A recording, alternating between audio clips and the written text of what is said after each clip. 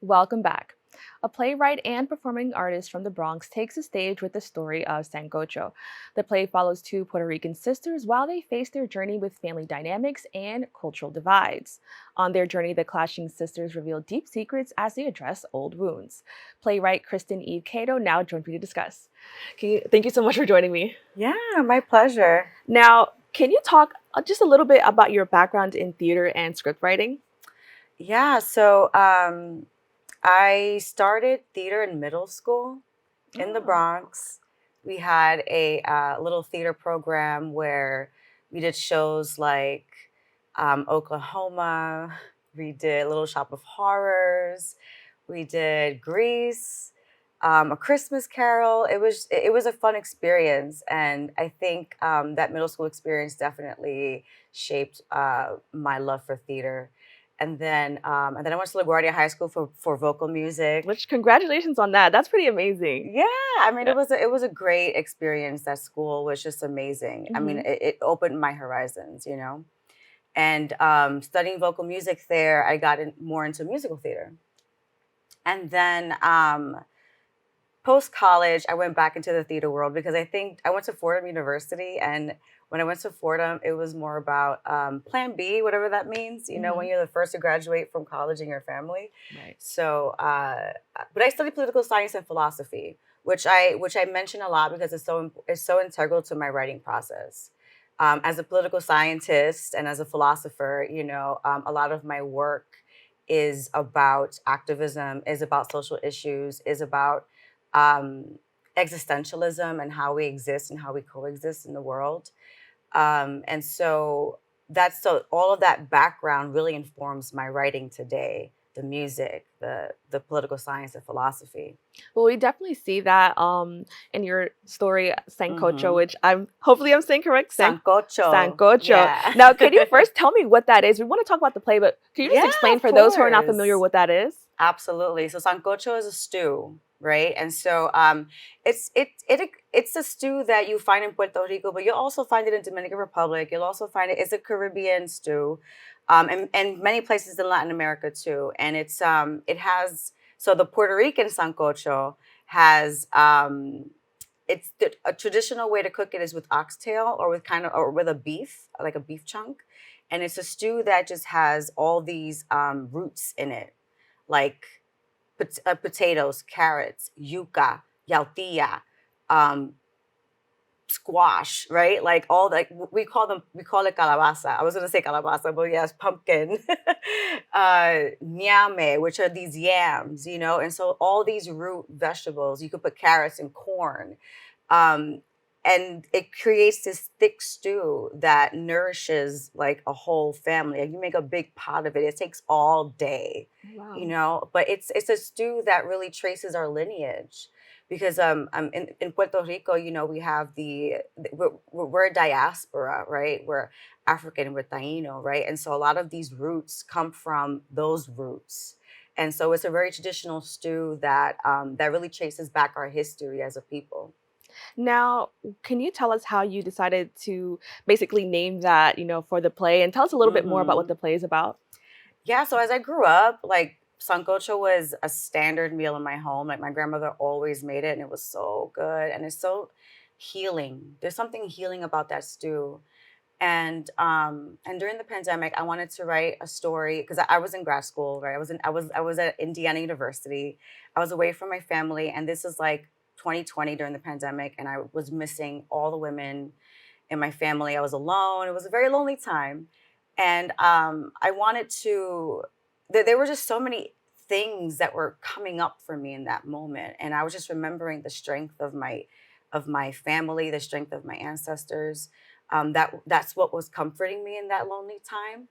And and so I wanted to remember them. And my grandmother was in hospice at that time, so I wanted to remember her as well, and what she taught me. And I made sancocho. And then as I was making sancocho for myself, I was just like, I need to write about this. I need to write about what I'm feeling, what I'm experiencing right now, because I'm peeling this yuca, I'm peeling this cassava, I'm peeling it, and it's thick, it's waxy, right? But then when you peel underneath, you get this nutrition, right?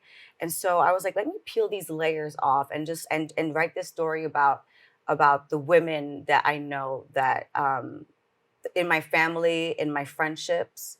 And so that's when I started writing Sancocho. And it's about two sisters who are 25 years apart.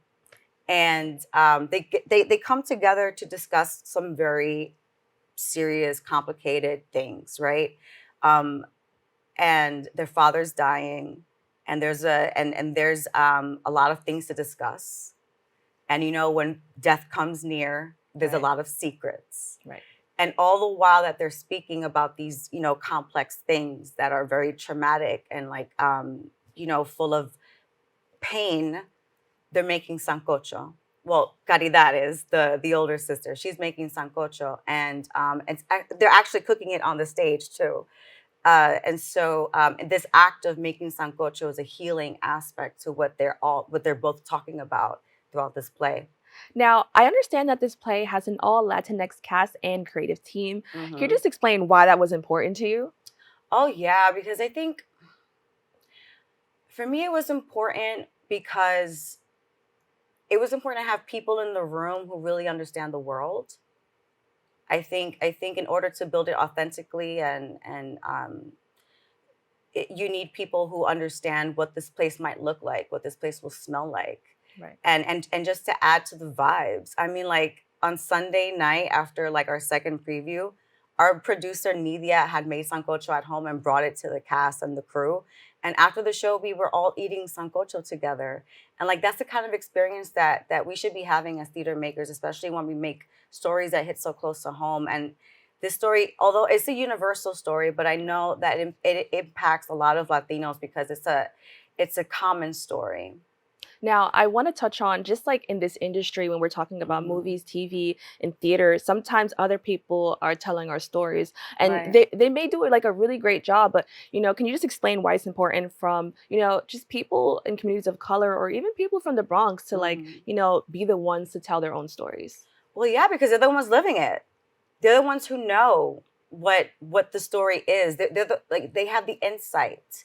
You can't authentically tell a story from the outside, and if you are from the out and like if you are writing a story from the outside, I think culturally you need to understand what you're writing about Right. or what story you're telling. And there's been enough of like, whitewashing in our history. There's been enough of white people telling our stories for us or rewriting our stories. So we need to tell our stories so that our perspective is heard, and so that the next generation and the generations after can have access to those archives. Now, I know this may feel like a loaded question because you already mentioned there's so many themes, but what Yeah. emotion or response do you want to evoke in your audience when they interact with the play? Laughter, joy, healing, crying, collective sighs, warm hearts, and soft eyes. That sounds nice. And it's a lot. It's like a whole, you're going to experience everything. So I think Yes, that's good. exactly, exactly. Now, in comparison to streaming or the movie experience, have you found people connecting to stories in theater the same way? I know sometimes accessibility could be, Mhm. a factor. Coming from a background in theater, what have you noticed in regard to that? Well, I think theater will always live. Like theater will never die because it's live and and like you see actors on stage evoking this emotion. And I think that visceral feeling really it captures you as an audience member, and you feel along with the story. And I think that that experience, it I mean, although it can be replicated in the visual like TV and film area. I just feel like when it comes to theater, it's more about the words. It's more about the characters. It's very character driven. It's very it's where the writer really gets to tell the story and flourish. It's not so much visuals, but it's storytelling at its Right. best. And I think that and about the accessibility point. I mean, that's why we need to make it more accessible because it's theater has been part of the culture since forever. I mean, if you trace back our lineages and our ancestry, people were sitting around and telling oral stories. That's how that's our history as like people, as humans. And so I think that making theater more accessible for people, especially in the Bronx, Right. is so important. And that's why theater needs to tell more of our stories too, because we have to include everyone. I could imagine if you're like not hearing your own story and it's expensive, Then why you're would you like, go? right, You know? exactly. And that's another thing. Right, Tickets are expensive, so people, they feel like, why would I go? right, But if it's something that represents you and something that you can connect with, right. then you'd pay $50 for a ticket the same way you'd pay $50 at a dinner. Right.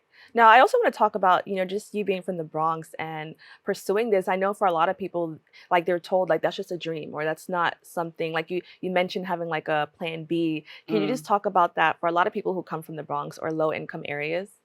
Yeah, because theater's hard. Being an artist is hard. This we don't do it for the money. Right. But it and so when you come from a poor or low income background, you have to think about your future, and you have to think about sustainability, and you have to think about how am I going to live and Right. survive. And oftentimes theater and artistry, that's not the road to go, because it's a hard road to take. Takes a lot of perseverance, it takes a lot of will, and it's possible. Like, it's not impossible. Right. And that's something I definitely want to share. I think where there's a will, there's a way. There's always jobs, there's always work, there's always ways to make money. And I think that that shouldn't deter you from your dreams. That shouldn't deter you. You should still follow your dreams always. Now, very, very quickly, what are ways people can further support, Bronx artists and, people who are in this field? Show up. Show up. It's so essential to show up. Yeah, show up, spread the word, tell people about it. So that's the best support. That is the best support. Like, a body in Right. the space is the best way to show support. Well, Kristen, thank you so much for joining me to talk about this. I learned a lot, and I want to learn a little bit more about Sancocho as well. So, Yeah, it sounds really good. come. So, thank you so much for joining us. Thank you for having me. You'll be able to view the play Sancocho from now until April 9th at the WP Theater. And to stay in touch with Kristen, you can go to her website at www.christinevecato.com. We've come to the end of our show today. I'd like to thank all of our guests for joining us and you, the viewers, for tuning in. If you miss any part of today's show, you can catch the recable cast at 5 and 10 p.m. on Optimum Channel 67 and Verizon Fios Channel 33, or watch anytime on the web at bronxnet.org. I'm Kibin Alleyne, wishing you and yours safety and wellness now and always. See you next time.